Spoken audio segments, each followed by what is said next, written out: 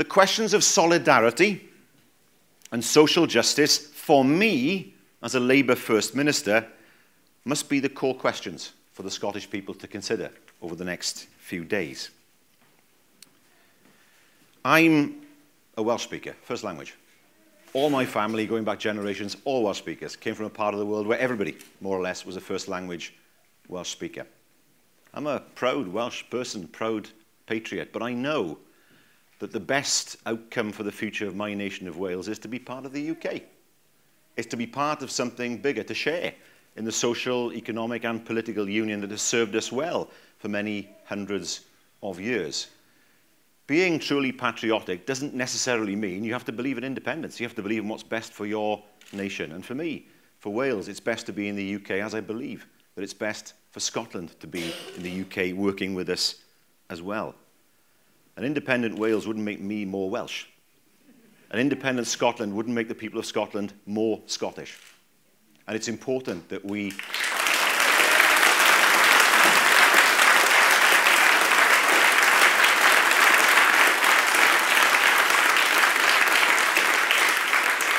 It's important that we keep our identity, but tell people what the union has delivered for us. Now, like many people of my generation, my politics was shaped during the miners' strike. I was a teenager when the strike was on. That calamity, which was visited on so many communities throughout the UK, brought people together across the UK to fight against the policies of the government of the day. 30 years ago, communities in Scotland, in Wales, in England were facing together a long, hard fight back from what happened in 1984 and 85. But we did it, and we did it together. We rebuilt the country in a different way. We delivered the minimum wage. We delivered devolution. We delivered hundreds of thousands of children out of poverty. We delivered peace in Northern Ireland. We increased maternity pay and delivered paternity leave across the whole of the UK, working together as a family of nations. Nationalists didn't deliver any of these things. It's not their bread and butter, because the bread and butter of nationalism is separation. It's not about core issues of people's standard of living, of people enjoying a secure future. It's about constitutional issues. And I have to say, as a Labour First Minister, the promise of a socialist utopia post-separation is a call that must be resisted. I know there are some Labour voters who are open to the idea of independence because they take the view that it'll break the shackles of a Tory-led Westminster government. Well, I come from a nation that's had 15 years of a Labour government, and we've had our ups and downs with the government at Westminster. If you look at our newspaper headlines, you will see that we've had many, many arguments with them. But that doesn't mean that independence is the logical conclusion. There's much to do to fix the way the UK's constitution works, but when my car breaks down, I have it fixed. I don't take it to the scrapyard. And that's what the SNP are proposing. The journey doesn't begin by walking away from people who share your victories or your setbacks, whether that's on the field of battle or whether it's on picket lines or on factory floors. And I'd like to say to those on the left in Scotland who are considering a yes vote, can solidarity really be achieved by walking away from friends, neighbours and partners? I don't think it can be. There's another reason, of course, why the future of a socially just, separate Scotland, as it's put, will be no closer following a yes vote, because we know there'll be less money to address the problems that all nations face. I'm not saying anything you don't know already, of course. Even the latest polls suggest that people do remain agreed on one thing, that they believe that both Scotland and their households would be worse off following a yes vote.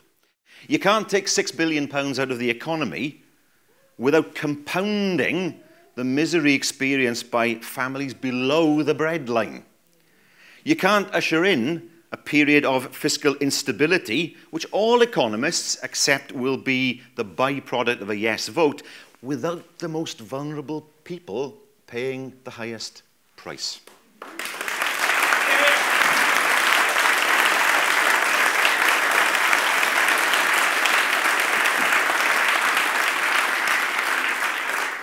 And instability, by the way, is already there. We saw it yesterday in terms of what happened in the markets and, of course, the value of sterling. Now, I've made my views on the currency union clear.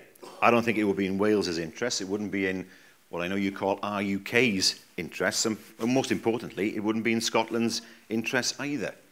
Because the first thing that would happen would be that monetary policy, what people pay on their mortgages, how much it costs them to borrow money, how much interest is paid on bank and building society accounts, all that would be determined in London. The first thing an independent Scottish government would do would be to hand back monetary policy to the Bank of England. What kind of independence is that? Is that the sign of a confident nation? Of course not. And I don't know of any currency union that works where two different governments try to have a say on how monetary policy works. The goal for nationalists is not social justice, it's independence. Again, that's not part of Project Fear, it's reality that we all have to accept. Pride is important for any nation, but pride doesn't put bread on the table. And it's important that we understand what the risks are to Scotland, and particularly the lowest paid in Scotland, if independence were to come about next week.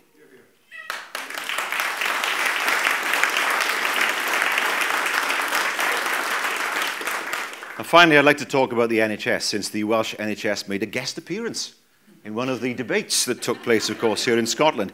It is a source of tension between the Welsh Government and the UK Government. We have had some lively words over the NHS.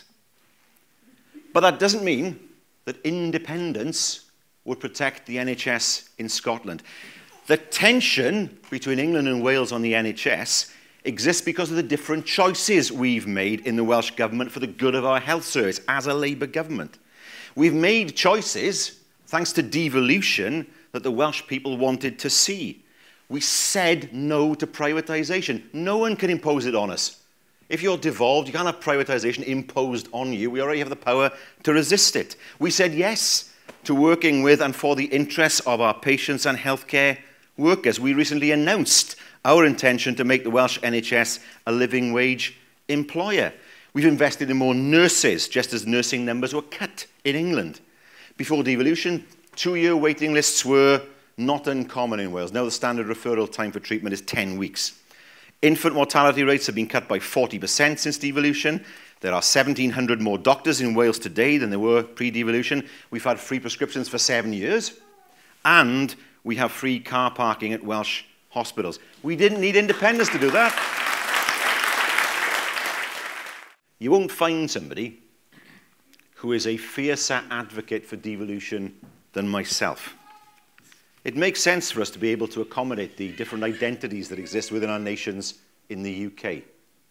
But that doesn't mean we should throw away something that's worked so well for many centuries.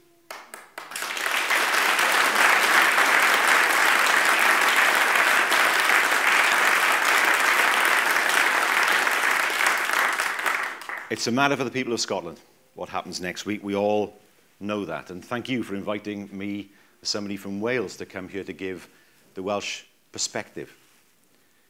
We want you to stay. We'd like to work with you to build a socially just, fair society that offers equality of opportunity for all who live on these islands. We can do that working together. Let's be proud of being Scottish. Let's be proud of being Welsh. Let's be proud of being English. Let's be proud of being from Northern Ireland. But above all, let's forge a future together that provides fairness for everybody and a great, sustainable and secure future for everybody within the UK. Thank you.